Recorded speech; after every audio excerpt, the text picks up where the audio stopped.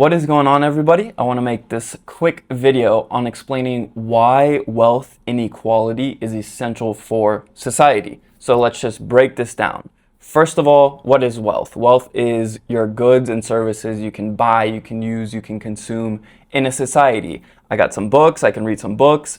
I got a lamp, I can enjoy the light from the lamp. I have some art, I can enjoy it. I have this microphone and my phone. These are part of my wealth that I exclusively can use unless I trade these things for someone else, with someone else, or I give someone access to it. Okay, pretty simple. Equality, inequality. What is equality? I don't even know what equality is. Nothing's equal in the world.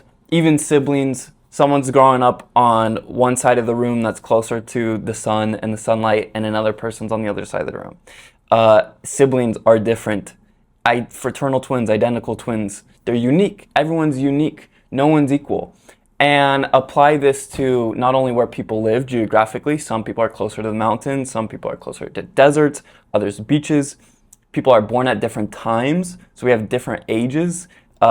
People die at different times. People unfortunately get different diseases, conditions, but people also have different aptitudes. We're not homogeneous, okay? We don't fit into the bed of Procrustes, where if you're too long, then you get your limbs chopped off to fit the bed, and if you're too short, you get your limbs stretched out.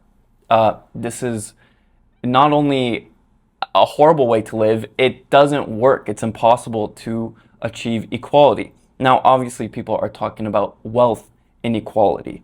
Okay, on one hand, in a market society, you have the profit and loss mechanism. If people aren't producing goods and services for consumers, then they're going to take losses. And when they take losses, they have to sell their resources on the market to people, producers, entrepreneurs who are going to better use those goods and resources and actually serve consumers. Now, that's market inequality, guided by the profit and loss mechanism. What we have today in this political world, this fascistic economy, this fake economy of welfare, warfare, statism, and corporatism, and socialism and fascism, is the government pretty much funding, giving welfare for billionaires and corporations.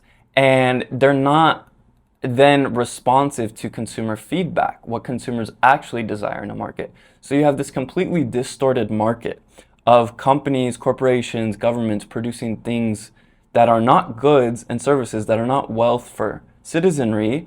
They're bads. We don't need more missiles in society, but if we build more missiles because the government's paying for it, then we have to use the missiles. And what happens when you use missiles? Things blow up, people blow up. Civilization blows up. So that's the extreme example of this distorted market. But all this regulatory statism, interventionism, produces architecture that's not responsive to what consumers actually want. Why don't we have more cathedrals and beautiful works of art? It's because the money's fake, so it's funding things that are also fake and cheap things as well, cheap buildings, cheap architecture, cheap materials.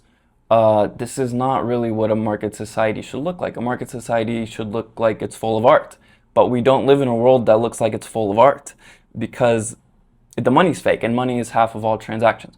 So anyways, people look at the inequality today, but it's mostly political inequality. It's not real market wealth inequality. That's an important distinction to make. The market inequality is beautiful. I mean, that's what drives people to produce things for consumers and the citizenry, a true market democracy, if you will. But political inequality is just statism, it's fascism, it's interventionism, it's socialism. You can never achieve equality. So as long as society desires this as a goal, then you're going to have more and more of a distorted society. So let's give up on this dream, this facade of equality, because it's never going to happen. Moreover, the road to attempt to implement egalitarianism, equality, is just going to pave the way for more destructionism and more distorted societies. So also, the final aspect of this idea of inequality, if you will, not just wealth inequality, but the idea of equality implies that people are homogenous, that people are interchangeable. So this is like what underpins this whole idea of socialism, is that, yeah, one person's as good as another person, therefore we just have to like tell them what to do.